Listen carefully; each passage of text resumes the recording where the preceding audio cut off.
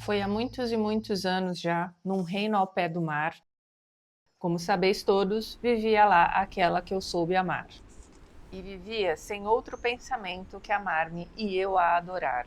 Eu era criança e ela era criança neste reino ao pé do mar. É assim que começa então Annabel Lee, do Edgar Allan Poe. Este aqui, pessoal, foi o último poema escrito pelo Poe. Digo, o último poema que ele terminou antes de morrer. Ele é um bom exemplo de literatura gótica. Só lembrando que, tradicionalmente, a literatura gótica começou lá no século XVIII, com um livro que nós ainda vamos ler este mês, chamado Castelo de Otranto. Então, nessas histórias da literatura gótica, geralmente você tem ambientes sombrios, caindo aos pedaços, você tem o tema do amor e da morte. Geralmente, a gente está falando de morte de uma jovem donzela.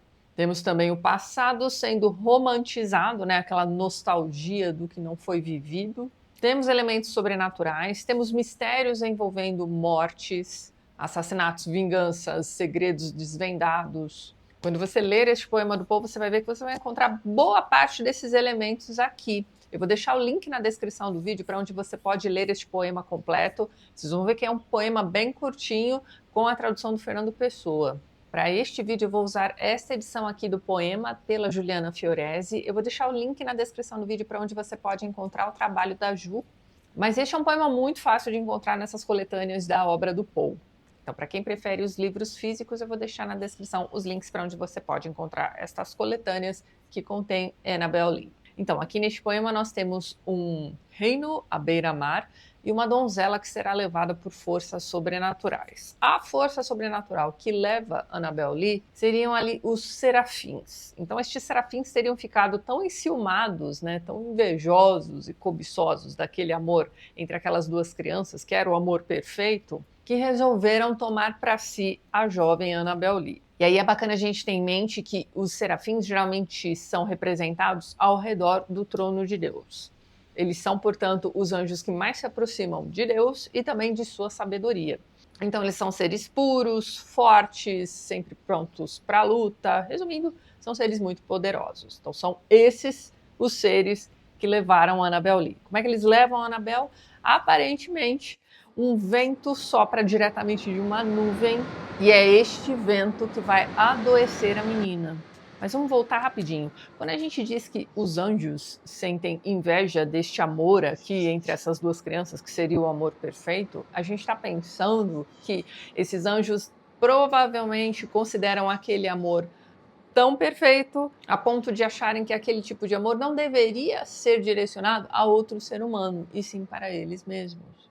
E quando a gente diz que o que ocasionou a morte da Annabel Lee foi este vento soprado diretamente de uma nuvem, a gente pode imaginar que esta garota adoeceu por conta do frio realmente. Então, só lembrando que a esposa do Poe e também provavelmente sua mãe morreram de tuberculose. A garota do poema também é levada por uma doença respiratória, né? Quando a gente pensa neste sopro difícil que a leva, né, a gente já associa a questão da respiração difícil. Então o leitor já imagina algo como uma pneumonia ou até mesmo a tuberculose, que era o mal do século. Como vocês puderam ver também durante a leitura, vocês viram que este aqui é um poema sobre a perda do primeiro amor, né? Sendo que esta perda foi por conta da morte da menina. E como eu disse a vocês também, este aqui é o último poema completo deixado pelo Poe. Apesar dessa tradução muito boa ter sido feita pelo próprio Fernando Pessoa, que é um dos grandes, seria bacana vocês tentarem ler este livro aqui, na verdade, este poema, no original, porque ele tem um ritmo diferente. Ele tem o ritmo das ondas do mar quebrando na praia. Nós já falamos sobre a importância do ritmo na literatura do Poe quando nós conversamos aqui no canal sobre O Poço e o Pêndulo. É um dos contos mais fantásticos dele, vou deixar link na descrição do vídeo. Aqui neste poema o ritmo também é bastante importante e também a repetição. O próprio nome da garota será repetido várias vezes aqui neste poema.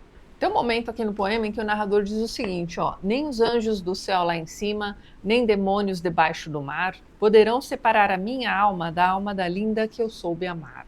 Quando ele diz isso aqui neste poema, ele dá a impressão de que ele também já está meio morto, por extensão mesmo. É como se ele estivesse dizendo pra gente que, literalmente, ele não vive sem a Annabel Lee.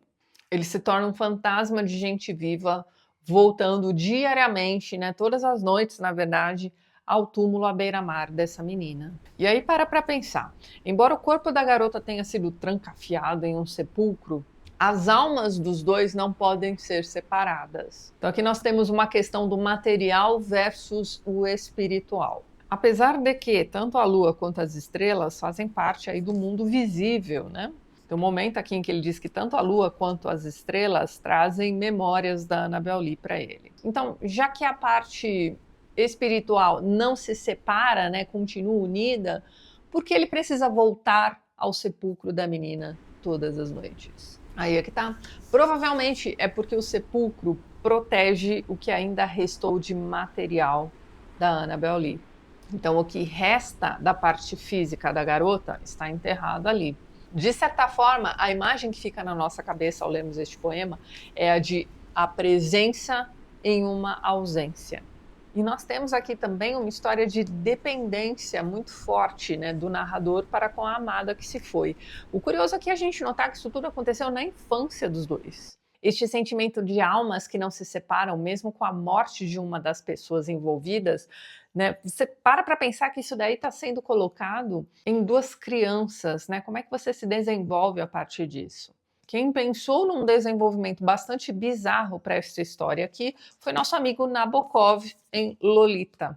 Nabokov também escreve sobre sua Annabel Lee aqui neste livro, mudando a grafia de seu sobrenome, né? Enquanto o Poe usa Annabel Lee, nós temos então o Nabokov usando esta outra grafia, cuja pronúncia é a mesma. Esta é a garota que o Humbert, né, o narrador aqui de Lolita, conhece ainda na infância, né, quando sua família passava férias na praia. Essa Annabel Lee também foi o primeiro amor aqui do narrador de Lolita. Primeiro amor também nunca superado. A garota também morre, né, alguns meses depois deles se conhecerem, ou seja, ela também morre na infância, em decorrência da febre tifoide. Aí é o seguinte, esta é a desculpa, entre aspas, que o narrador vai usar para explicar aí a sua preferência por jovens garotas, se é que você me entende. Vocês já leram este livro? Tem vídeo aqui no canal, eu vou deixar o link na descrição também, deem uma olhadinha lá. Mas então, ele vai dizer aqui que ele busca, né, aquela menina, né, aquele amor que ele teve durante a infância em outras garotas. Mais especificamente na própria Lolita do título. O fato dele ter criado essa desculpa usando o nome da Annabel Lee e repetindo na história dela praticamente toda a história da Annabel Lee do Poe, já nos mostra que o Humbert não é nada confiável, né? Ele vai contar essa história aqui de sua Annabel Lee bem no comecinho do livro, que é também sua confissão. Na página 18 do livro ele diz isso aqui, ó: estou convencido, porém, de que de algum modo mágico e fatídico, Lolita começou com Annabel Lee. Talvez ele esteja dizendo que este livro partiu do poema do Poe. Mais pra frente ele diz isso aqui, ó: quando eu era menino e ela menina, minha pequena Annabel não era uma ninfeta para mim.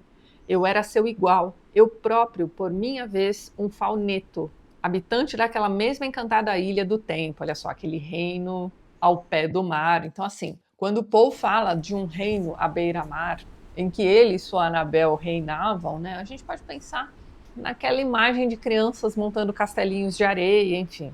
Uma coisa efêmera, para pensar, não é um reino propriamente dito. Já o Nabokov descreve aquele ambiente como a encantada ilha do tempo. Mas hoje, em setembro de 52, transcorridos 29 anos, creio poder distinguir nela a primeira entidade fatídica de minha vida. Tá vendo? Tudo começa com Annabel Lee. Nós nos amávamos com um amor prematuro marcado por uma ferocidade que muitas vezes destrói vidas adultas.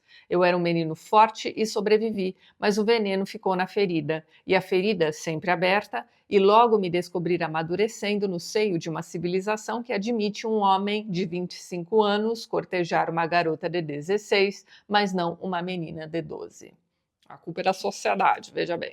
Acho um livro interessante para ter no seu repertório também, pessoal. Não deixem de ver o vídeo aqui do canal. Mas então, este é um poema sobre luto. Então, quando ele diz que ele volta todas as noites ao sepulcro da garota, que sua alma está presa à alma dela, mesmo ela já tendo morrido, mesmo ela tendo sido levada por serafins. Então, assim, era uma pessoa tão especial para ele que ele acha que apenas os serafins seriam capazes de tomá-la. Então ele atribui a esta força, desta hierarquia de anjos, né, a perda de sua amada. Por se tratar de um poema escrito no fim da vida já do Poe, e também por conta daquele iniciozinho em que ele diz que isso aqui já aconteceu há muito tempo, ó, foi há muitos e muitos anos já. A gente entende que isso aqui foi um amor marcante, nunca esquecido. De modo que este é um poema sobre luto e não há nada de sobrenatural aqui. Quando ele diz que anjos invejosos a levaram de mim ou algo assim, o que nós temos aqui é um modo de dizer. Ainda mais em se tratando de uma criança, né? Esse imaginário de que anjos a teriam levado é bastante comum. A alma dele está presa dela mesmo depois da morte. Também é modo de dizer. Essa garota morreu de tuberculose, como eu disse para vocês, era o mal do século. Seus parentes providenciaram seu sepultamento, como deveria ser. E como é dito aqui no poema também que eles eram muito ricos, a gente já imagina um belíssimo sepulcro.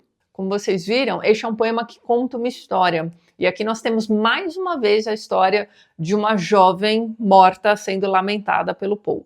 Nós não sabemos exatamente sua idade, mas nós sabemos que ela era uma criança, o que faz de Annabel Lee a jovem morta mais jovem mesmo do Poe. Bem fácil de decorar e por conta também das repetições e do ritmo bem marcadinho.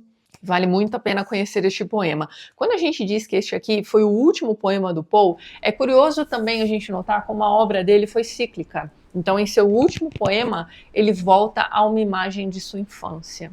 Para pensar em como este poema aqui é importante para a obra deste autor e para a literatura universal também. Lolita é um dos grandes livros da literatura universal, goste você ou não.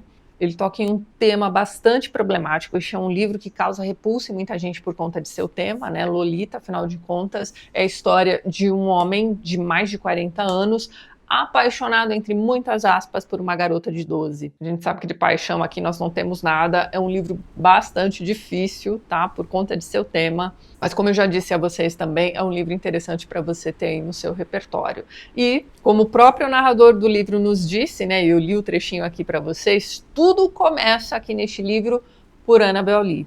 Se eu fosse a editora deste livro, eu inclusive traria este poema do Poe aqui no prólogo. Realmente parece que o autor deste livro partiu deste poema do Poe para imaginar ali desdobramentos bem tortos. Então, reforço mais uma vez a dica da leitura deste poema, um poema curtinho e bastante importante não só para a literatura do Poe, mas para a literatura universal em geral, só lembrando que ele também foi o ponto de partida para o romance do Nabokov, que gostemos ou não, é sim um livro bastante importante aí para a literatura universal também. Vejam lá o vídeo do canal para você saber direitinho do que se trata. O tema é repulsivo, não tem jeito, mas talvez seja interessante você ter este livro também no seu repertório, como eu já disse anteriormente. Curiosamente, Nabokov parte do amor mais puro já registrado em literatura, né, para escrever um dos livros mais repulsivos. Enfim, vale bastante a pena aqui a leitura do combo e eu vou ficando por aqui, mas antes gostaria de mais uma vez agradecer a todos os apoiadores do canal. Vocês estão vendo os nomes deles aqui ao lado e na descrição do vídeo você também encontra os links para os perfis literários do pessoal que apoia o TLT e que também produz conteúdo sobre livros aqui no YouTube e no Instagram. Caso você queira se tornar um apoiador do canal, já deixo aqui meu muito obrigada de coração.